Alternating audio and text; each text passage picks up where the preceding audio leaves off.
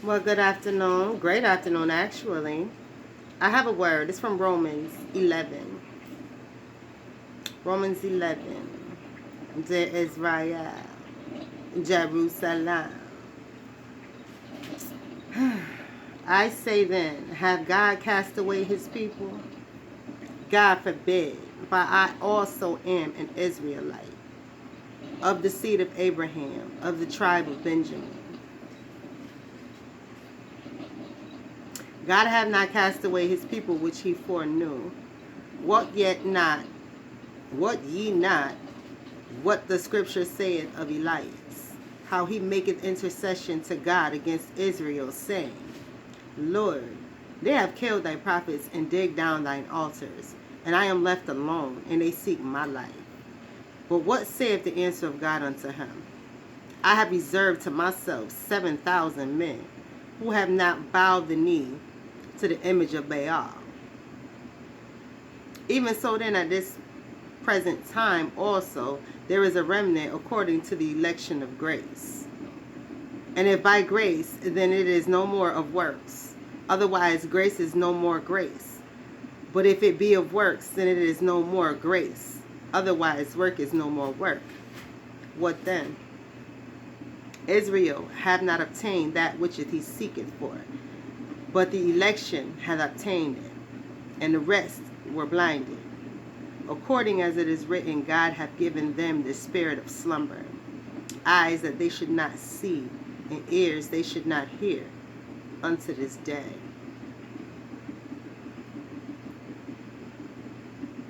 Israel and Jerusalem.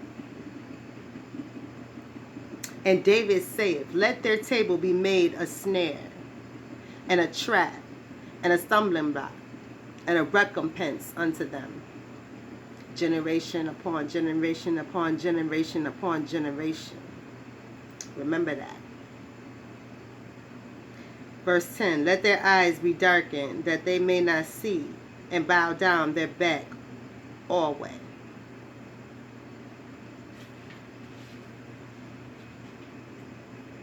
God said, let the people do them. You cannot control people. People are going to do what they want to do. You stop overdoing yourself. You stop overexerting yourself as my prophet. And you chill out. Because now you thinking you the only one. Yeah, you are my top dog. But there are others. So yes, you are exhausting yourself. Take a rest. There's others that I have raised up to put the hammer slammer ooh hammer down on people. Right. I have raised people to take care of the people who are trying to take you down, dear prophet. So don't ever be talking about, I'm exhausted, I'm tired, these people about to kill me, and then the word won't get out. God said, no. Now I know you're exhausted. You must need some water. You tripping again. Did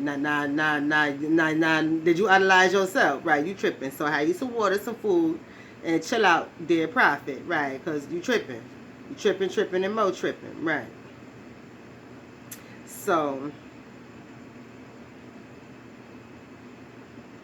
he said, I will always raise up someone to take down anyone who tries to come against my head, my top dog. I have a top dog. I have soldiers under them. My soldiers will always look out for that top dog. My soldiers are not to overtake the top dog. My soldiers would never think of overtaking the top dog because they understand, right, you are enemy of God if you touch mine anointed, which is my prophet, which is my top dog, which is who I have chosen. Now who you feel you want up there.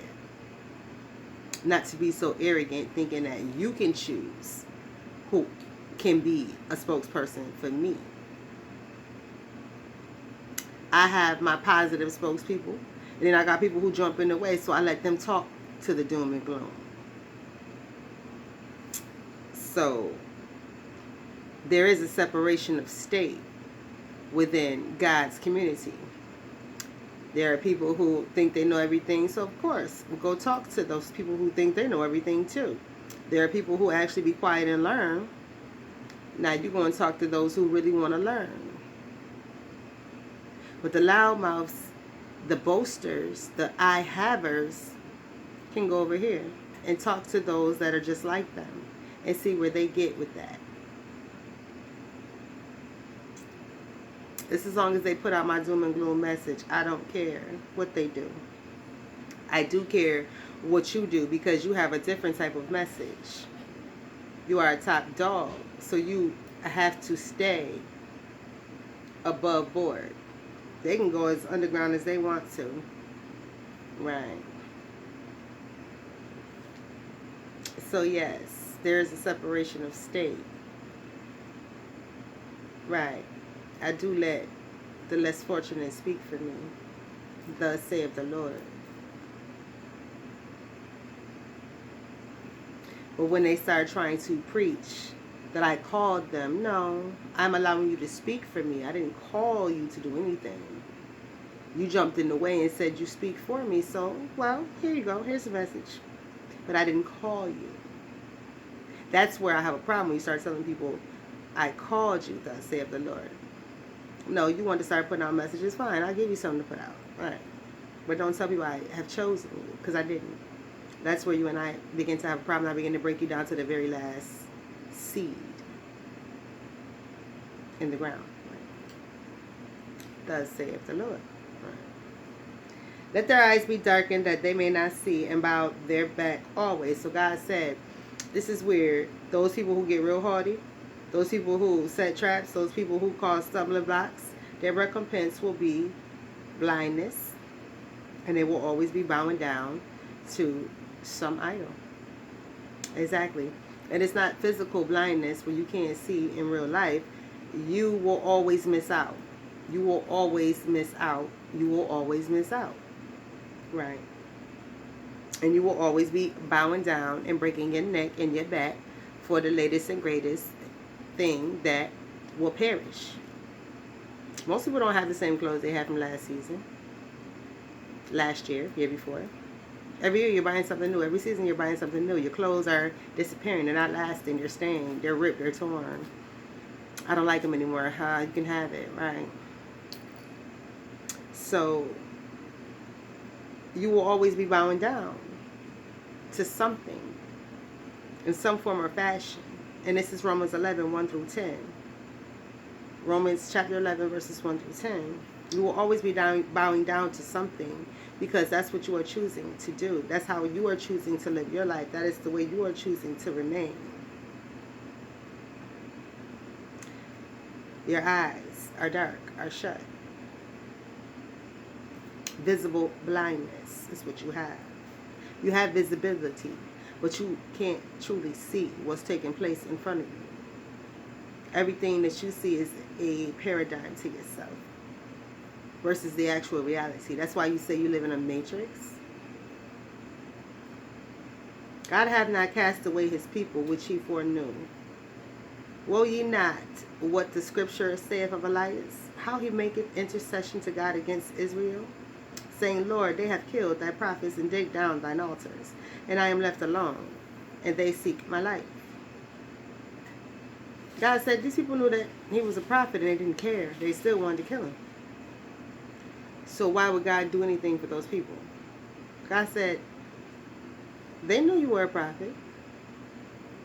They wanted to kill you regardless, so that was a test for them, to show them, no, you are not worthy to be in my kingdom, because the one that I sent to you, you wanted to kill, you wanted to destroy, you wanted to take down, you wanted to do the worst things to. So because you hated my prophet, that means you hate me, God, so you failed your test. Yes.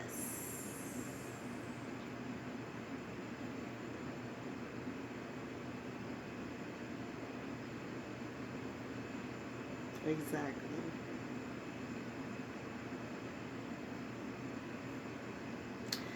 Right. If by grace, then it is no more of works. Otherwise, grace is no more grace. But if it be of works, then it is no more grace. Otherwise, work is no more work. Grace and work go together. You have to have God's grace to have success in your work. God's grace, God's instructions, God's blessing, Right. God's instruction. God's timing. His okay for success. And this is the time where his remnant, his children, his chosen, his soldiers, his fighters, his true blues, his set aparts, his set asides, this is their time to be successful in everything they do. God's babies cannot be taken down in no way, shape, or form. His remnant, his special, his chosen, his soldiers, I'm going to say it again. And I'm not talking about the average Christian. His set apart. They will fight. They will be successful. Everything they do will succeed because they were born to do so. They've proven themselves over their 40, 50, 60 years, 70 years that they are worthy. That they can receive everything that God has given them. That they have received, they are receiving. Because even the gifts come in seasons. Ooh.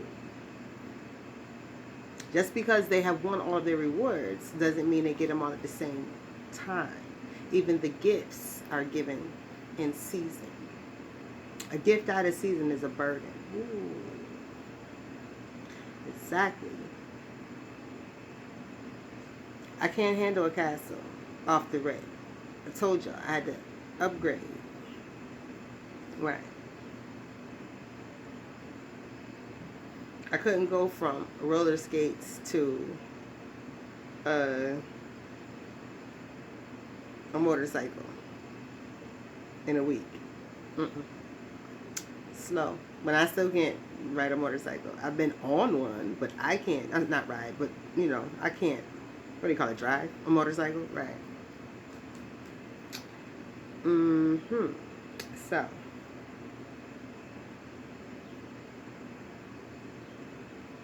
Everything is an upgrade. So God said even the gifts are given slowly. So because someone knows their reward and they've earned their reward, a true child of God understands they have to wait. They are building character and being prepared for that gift. Because all God's gifts are great, meaning huge, big, require responsibility. Right. He doesn't give you a mansion and you don't turn off no lights in your house, never. Now how much your bill gonna cost? Anyhow. This is Romans chapter 11, verse 1 through 10. Simmer down. And just stop. It's no more talking. It's just stop. Just stop everything. Just stop everything. Don't even reevaluate yourself or nothing. Just stop all of your behaviors, period. And go back to living whatever life you were living, how you were living it before 2019 occurred. And that is your best bet. And that's the best advice that you can be given. That is a prophecy. Go back to living whatever life you were living before 2019. For those of you who do not take God seriously, go back to whatever you were doing before 2019. And he said, please take his advice. Have a great one. Tea time.